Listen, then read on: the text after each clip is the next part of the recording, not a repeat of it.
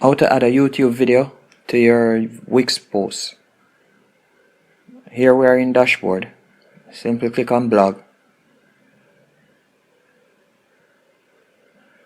And we'll be creating a new post.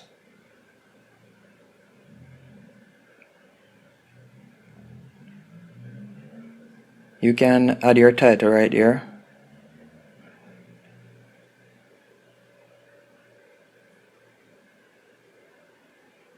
And after you have added your title, we'll go on to add the video now.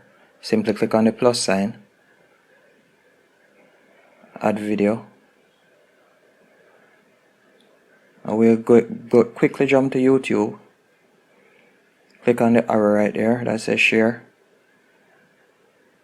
and copy the video link that we like to add to our post, and go back and just paste it right there and press add. As you see, they also give you the option that you could add a video straight from your galleries of the computer. As you can see, it's loading. And that's it.